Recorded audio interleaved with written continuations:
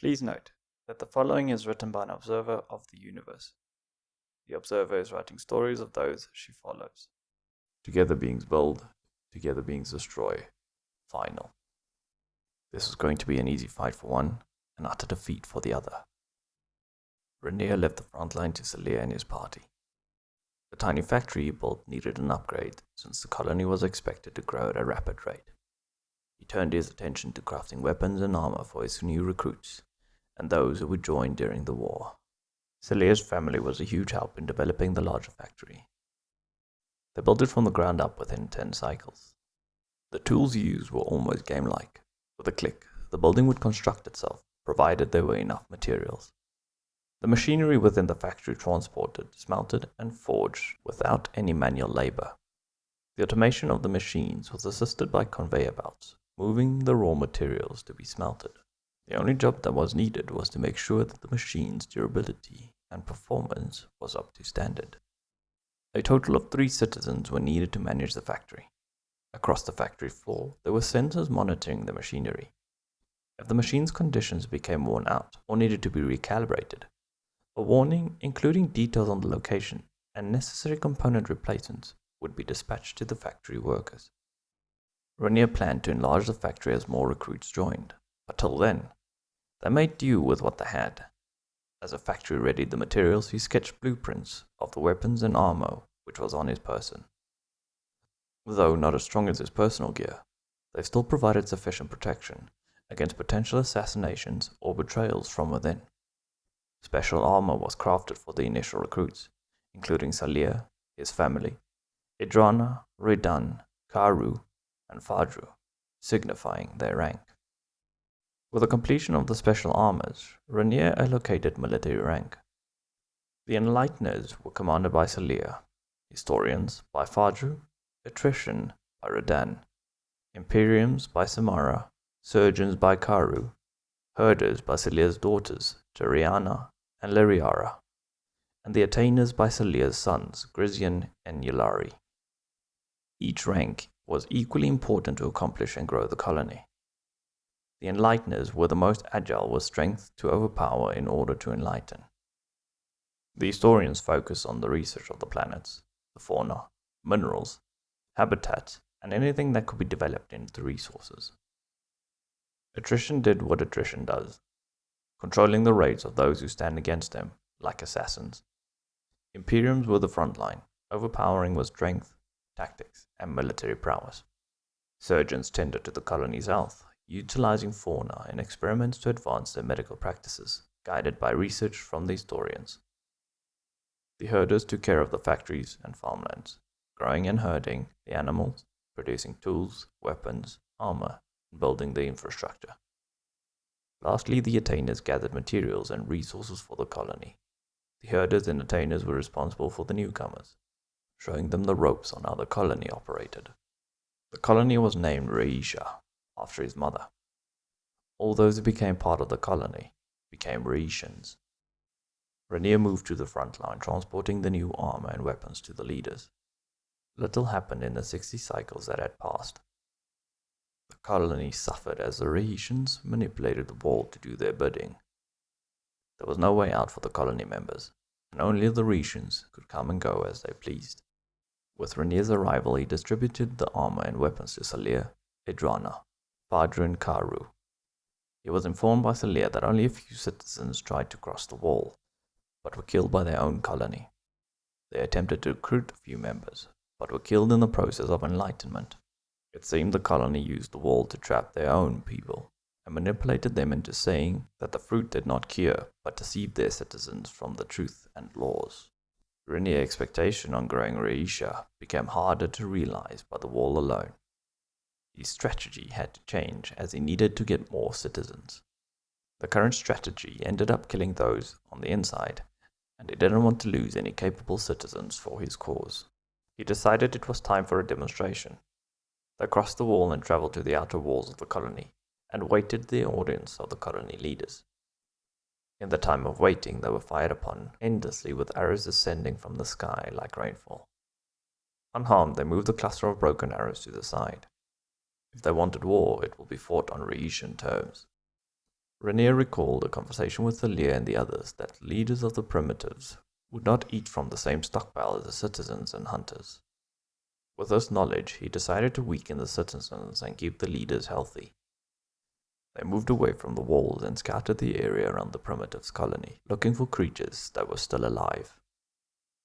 They went from calling them the colony to primitives. Rainier sometimes made odd choices. I sat here shrugging at why as well.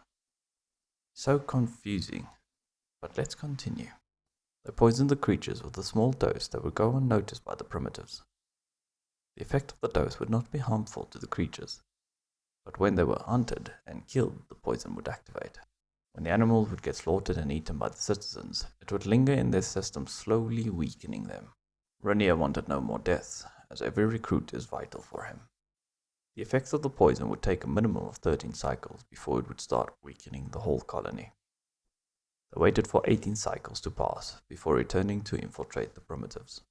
The cycle came where they moved back to the primitive colony to seek another audience with the leaders. The walls of the colony seemed empty, and none of the hunters were there to ward them away. Rainier and the team infiltrated the walls. The streets of the colony were empty. A few homes crumbled into rubble, and the city reeked of death. They were unable to find anyone alive on the outskirts of the city. Moving deeper into the center, it became more lively. Lively in the sense that weakened citizens were crawling on the floor, begging for answers from their leaders. As the leaders saw Rainier, they ran into the city center to hide. Rainier ordered the team to enlighten, heal, and tend to the remaining citizens in need. If they fight back, knock them out, and have the others return to the Rhaetian colony. He continued into the city center in search of the leaders. Their leaders' hiding skills were pretty bad. Rin could have taught them a thing or two, but he's on a different planet. Rainier found them in an instant. You should have given up. Why forbid advancing into the unknown? Why not seek what is out there? You came here to kill and take what you want. We respected our planet by not destroying it and taking for granted what we had. We did forbid the unknown to not only protect the planet, but our citizens. What is out there does not matter as much to what is in you. That is the viewpoint of someone who is scared of what they do not know. You fear advancement and growth, so you stay in your little world thinking you are saving those around you. I will teach your citizens the real way of living. If you came here to kill us, you are more than welcome. Just like we were overpowered, so too a day will come when the same will happen to you. When the time comes, he might show himself. When he does, run like the dog you are. I will be the ruler of all. Rhaetia will rise and conquer that which is out there. I fear nothing. Rainier drew a blade from his waist and struck down the leaders of the primitives. Exiting the city center, Rainier was greeted with a sight of citizens. They kneeled before him in honor of saving their lives. He held them to raise their heads and follow him to their new home. Rainier led the way to where Rhaetia would start its journey. Zelia and the others stayed behind, killing off the wall and clearing the spread of the seeds. Rainier had no plans of staying on this planet and wanted to explore what is out there. Preparing the Rhaetian colony for what came next, they divided all the citizens into their respective ranks. Rainier ordered for more factories to be constructed. The historians got to work gathering information on what was on and below the surface of the planet. They needed to find materials for building ships to leave the orbit. The Rhaetians were lucky to have a ship that could be used as a reference to build their ascension into the unknown. The plan was to have enough ships to sustain the colony and have their livestock travel with them wherever they went. For that, they needed mountains of resources, but this tiny planet was not sufficient enough. With the locations acquired on where to start, the historians gave the information and locations to the attainers to go out and gather minerals and resources. The surgeons used the information they received from the historians to advance the lifespan of the food and adapt the creatures to produce more offspring. The herders were sent to the locations where the attainers built their mines, building factories to increase the efficiency for producing the final products. The more factories that were built, the faster the planet deteriorated, which in turn forced the Rhaetians to work faster, enhancing the cycle of destruction. Killing most of the fauna around the planet, they pushed through creating methods to protect themselves to achieve the goal of leaving the planet. How they left it did not matter. The factories ended up producing toxic elements, more toxic than the poisons of the plant life. These elements caused rainfall to become acidic to the plants and the animals. The atmosphere got destroyed and the temperatures changed drastically. The planet turned from green with hints of purple, luscious life, to dark, overcast clouds and scorched black-purple gravel. As the world grew more and more barren, the Rhaetian colony departure drew closer and closer. They had everything they owned protected with fields of energy, keeping out all the harmful aftermarket effects that would even kill them. The ships became their main focus and decided to gather everything and anything they could harvest from the planet, storing it for research while they traveled through space. They had a huge fleet constructed. Every rank had their own capital ship, crafted to assist every rank to their needs. The herders, as an example, had a carrier, but it was different from the conventional method. It carried the farmlands, which housed the creatures and plant life they farmed with, ensuring the provisioning of food. As time went by, the research and advancement produced faster results, causing the colony to grow rapidly. The citizens were able to keep up with the changes. Some had difficulties, but thanks to the enlightening skill, most information and experiences can be transferred. With this, they could learn almost instantaneously from one another.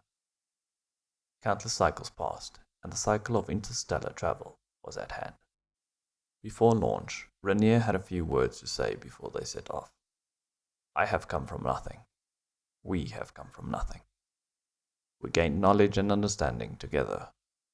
My goal was to save the people and leave this place for something better. We have achieved the former and are moving towards the latter.